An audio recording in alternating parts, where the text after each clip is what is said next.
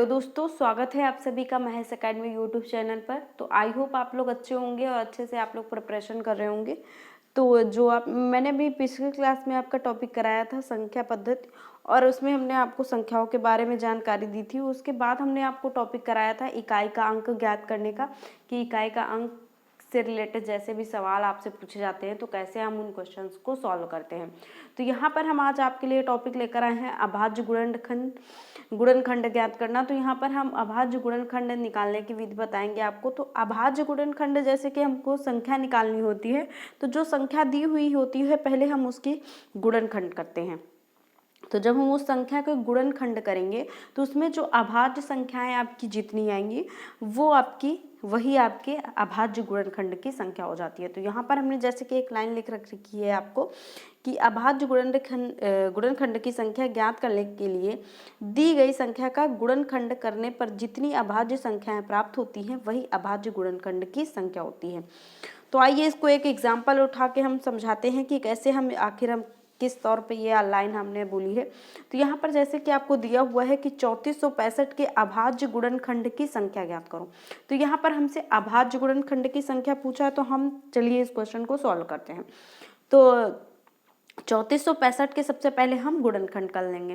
तो यहाँ पर जब 3465 के हम गुणनखंड करेंगे तो यहाँ आपका हो जाएगा 3465 आपका पहले 3 बार कटेगा। तो 3 बार काटेंगे तो ये आपका 3 एकन्नम 3 हो जाएगा, 3 एकन्नम 3 होगा, एक बचेगा आपका इधर आ जाएगा, यहाँ हो जाएगा आपका 16 हो जाएगा। तो यहाँ पर 3 पछे 5 बार जाएगा आपका, 3 पछे 15 हो जाएगा। फिर यहाँ 16 में से अगर 15 हो जाएगा तो एक बचेगा आपका, एक ये आपका इधर वाले पास में हो जाएगा, तो यहाँ फिर 15 हो जाएगा।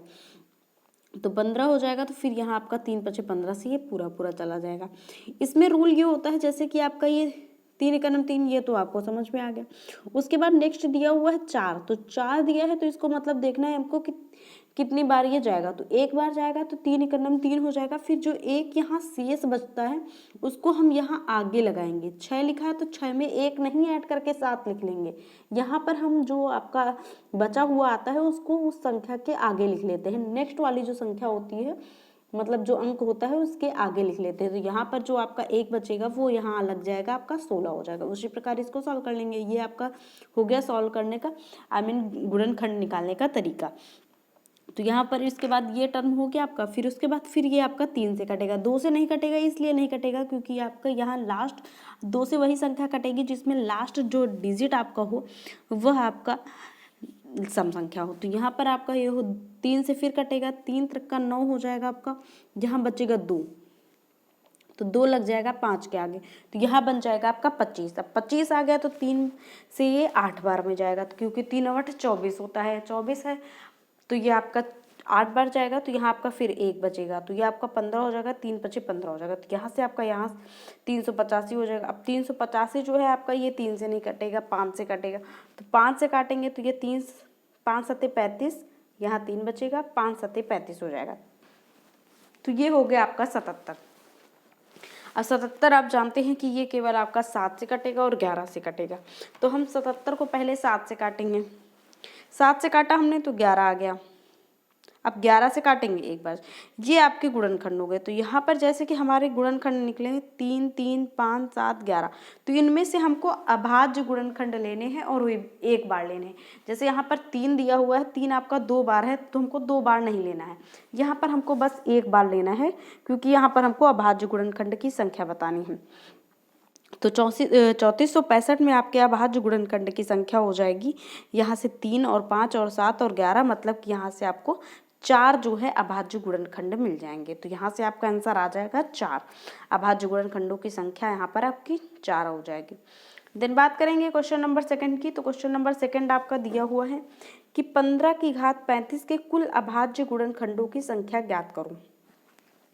तो इसके लिए हम डायरेक्ट निकाल सकते हैं। यहाँ 15 की घात 35 दी हुई है, तो 15 में हम क्या क्या इसमें 15 को क्या लिख सकते हैं, 3 गुणे 5। 3 गुणे 5 में आपका 3 भी जो है वह एक अभाज्य संख्या है, 5 भी। तो यहाँ से सीधा हम निकाल सकते हैं 3 की घात 35 गुणे 5 की घात 35। तो यहाँ कुल अभाज्य गुणनखंडों की संख्या आ जाएगी आपकी 35 + 35 मिला के आपका 70। तो यहाँ से सीधा डायरेक्ट आपका क्वेश्चन का आंसर आ जाएगा 70। यहाँ आपका जैसे कि डायरेक्ट आंसर आ जाएगा आपका 70। उसके बाद यहाँ पर हाँ, ये देखिए जैसे कि हमने यहाँ पर समझाया हुआ है आपको कि कुछ कुल अभाज्य गुणनखंड की जो संख्या होती है वो होती है आपके आधार के गुणनखंडों की संख्या गुणे घात की संख्या। तो यहाँ पर जैसे भी इसके क्वेश्चन में हमने किया तो वो आपका हो जाएगा 15 के अभाज्य गुणनखंड। 15 के अभाज्य गुणनखंड हमने बताया अभी कि 3 और 5 मतलब कि 2 निकलेंगे। तो यहाँ पर कुल गुणनखंडों की संख्या निकालने के लिए हम आधार का गुणनखंडों की संख्या, आधार के गुणनखंड, आधार आपका 15 है, उसके गुणनखंडों की संख्या आपकी 2 आ गई। तो हमने लिख लिया 2 गुणे घात की संख्या। घात यहाँ पर हमको 35 दी हुई थी क्वेश्चन में, तो यहाँ पर हमने लिख लिया 2 गुणे 35। 2 का मल्टीप्लाई करेंगे 35 में तो आपका आ जाएगा 70। तो 70 इस क्वेश्चन का आपका आंसर हो जाएगा। देन बात करेंगे क्वेश्चन नंबर 3 की। तो यहाँ जैसे कि आपका क्वेश्चन नंबर 3 दिया हुआ है कि 60 की घात 15 गुणे 1.5 की घात 8 गुणे 3.5 की घात 7 में कुल अभाज्य गुणनखंडों की संख्या बताओ। तो अगर अभी आपको ये क्वेश्चन थोड़ा सा डिफिकल्ट लगेगा, बट इसको जितना भी कॉम्प्लिकेटेड क्वेश्चन दिया है उसको आप जितना हो सके उतना इजी बना लीजिए। तो यहाँ पर हम इसको इजी बनाने के लिए करेंगे 60 के हम गुणनखंड निकालेंगे। 60 के गुणनखंड आपके बचे होंगे 2 गुणे 2 गुणे 3 गुणे 5, ये निकल आएगा आपका। फिर उसकी घात हम लिख देंगे 15 और 15 1.5 को हम लिखेंगे, दशमलव हटाएंगे यहाँ से आपका, तो ये आपका हो जाएगा 15/10 हो जाएगा। अब 15/10 हो गया। यहाँ 15/10 को हम 5 से काटेंगे तो 5 तिया 15, 5 दूनी 10 हो जाएगा। तो 3/2 की घात 8 हो जाएगा। यहाँ ये देखिए हमने लिखा है 3/2 की घात 8। उसके बाद यहाँ 3.5 की घात 7 है, तो 3.5 में हम दशमलव हटाएंगे, 0 बढ़ाएंगे, ये आपका हो जाएगा 35/10। अब 5 से काटेंगे तो 5 दूनी 10, 5 7 35, तो ये बन जाएगा आपका 7/2। 7/2 की घात आपकी 7 हो जाएगी। और इजी करते हैं इसको, तो ये आपका बन जाएगा 2 की घात 2 की घात 15 गुणे 3 की घात 15 गुणे 5 की घात 15 गुणे आपका 3 की घात 8/2 की घात 8 हो गया, गुणे 7 की घात 7/2 की घात 7, इतना हो गया। अब इसके बाद हम देखेंगे ये मल्टीप्लाई में है आपका, तो ये गुणा हो जाएगा। 2 की घात जो आपकी 30 हो जाएगी। 15 गुणे 2 करेंगे तो यहाँ से आपकी 2 की घात 30 हो जाएगी, गुणे 3 की घात 15 गुणे 5 की घात 15, वैसे ही बाकी वैसे ही लिख लेंगे। अब इसको सॉल्व करना है हमको, तो हमको ये जो बेस जो होता है, मतलब जो आधार होता है, वो आपका डिफरेंट होना चाहिए। बाकी जितनी भी घात आती है उनको सबको ऐड कर लेंगे हम। तो यहाँ पर हमने देखा कि दो भी आपका अलग डिजिट हो गया। सबसे पहले हम इनको देखेंगे, देखिए पहले कैसे करते हैं। यहाँ पर हमने देखा कि 2 की घात 30 है, यहाँ 2 की घात 8 और 2 की घात 7 है। तो ये जब ऊपर जाएंगे तो ये आपके माइनस में हो जाएंगे, तो मतलब 2 की घात 30 -8 -7 हो जाएगा आपका। 8 7 ये आपका हो जाएगा 15, तो 30 में 15 जाए आपका तो 15 बचेगा। तो यहाँ से आपका आगे इसको और इसको सॉल्व करके आपका आ जाएगा 2 की घात 15, तो ये निकल आया। उसके बाद यहाँ पर आपका है 3 की घात 15, और यहाँ भी देखेंगे आप तो इन दोनों में बेस आपका समान है, 3 की घात 15 और 3 की घात 8। तो हमने इनको ऐड कर लिया आपस में, तो ये आपका बन जाएगा 3 की घात 23। 15 और 8 मिला के आपका 23 हो जाएगा, तो 3 की घात यहाँ पर 23 हो जाएगा, गुणे 5 की घात 15 गुणे 7 की घात 7। तो यहाँ पर हमने देखा कि अब जो आधार हैं आपके वो आपके अलग अलग हो गए हैं, मतलब इक्वल नहीं रह गया है कोई भी आधार आपका। तो यहाँ अलग अलग है, तो हम यहाँ पर डायरेक्ट अब जो आपकी घात की संख्याएं हैं, जो घात निकल के आई है उसको ऐड कर लेंगे, वही आपके अभाज्य गुणनखंडों की संख्या हो जाएगी। तो यहाँ हमने निकाला कि इसलिए कुल अभाज्य गुणनखंडों की संख्या बराबर 15 + 23 + 15 + 7। तो यहाँ से हम निकालेंगे तो 15 15 आपका 30 हो जाएगा, और 23 और 7 आपका 30 हो जाएगा, तो 30 30 आपका 60 हो जाएगा। तो यहाँ से इस क्वेश्चन का आंसर आपका आ जाएगा 60। देखिए अभी ये क्वेश्चन कितना आपको बहुत लग रहा होगा कैसे सॉल्व करना है, बट इसको अगर आप इजी करते हुए सॉल्व करेंगे तो ये बहुत ही इजी क्वेश्चन था। फिर बात करेंगे हम गुणनखंडों की संख्या ज्ञात करने की।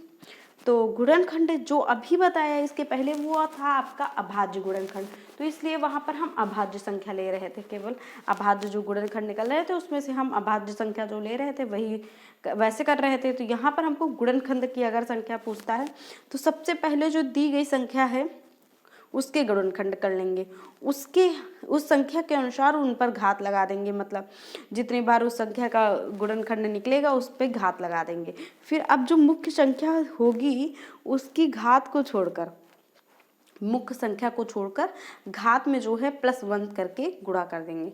तो आइए हम एक एग्जाम्पल लेके समझते हैं इस क्वेश्चन को। तो यहाँ पर जैसे कि क्वेश्चन दिया हुआ है कि 60 के सभी गुणनखंडों की संख्या ज्ञात कीजिए। तो यहाँ पर हमसे बोला है कि 60 के सभी गुणनखंडों की संख्या ज्ञात कीजिए।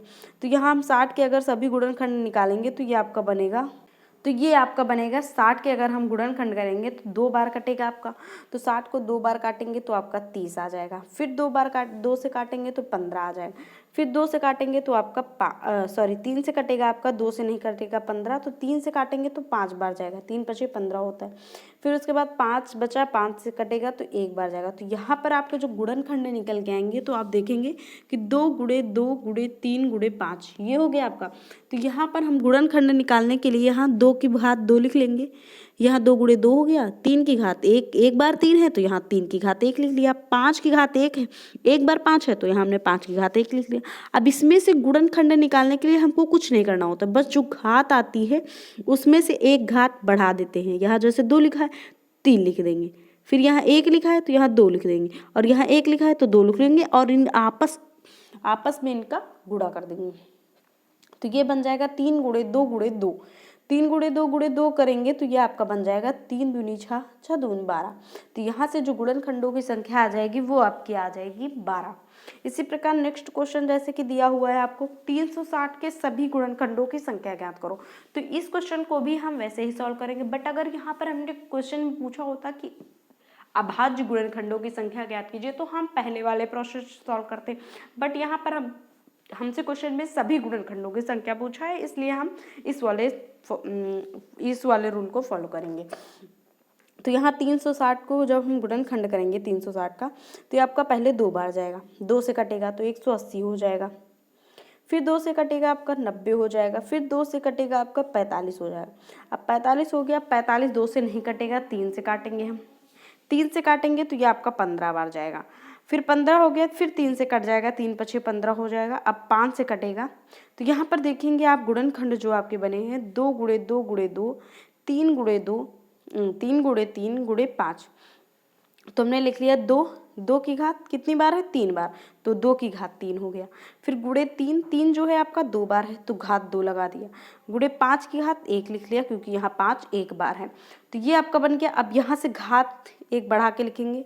घात यहाँ 3 थी, यहाँ 4 हो गई, यहाँ 2 थी, यहाँ 3 हो गई, यहाँ 1 थी, यहाँ 2 हो गई। अब इनको आपस में मल्टीप्लाई कर देंगे तो 4 × 12, 12 दूना 24। तो यहाँ से 24 जो है आपका इस क्वेश्चन का आंसर हो जाएगा। तो 360 के सभी गुणनखंडों की संख्या हमसे अगर पूछता है तो वो आपका 24 आंसर होगा। आई होप आपको ये क्वेश्चन समझ में आ गया होगा और आप लोग अभाज्य गुणनखंड और सभी गुणनखंड की संख्या निकालने लगे होंगे। तो ऐसे ही प्रैक्टिस करते रहिए। बाकी इन सब जो भी टॉपिक आपको हम पढ़ा रहे हैं उन सभी टॉपिक का एक अलग से क्वेश्चंस लेकर आएंगे, जिसमें हम उन्हीं टॉपिक से रिलेटेड सारे क्वेश्चंस करेंगे जो भी आपके उस टॉपिक से क्वेश्चन बनते हैं। Okay, thank you.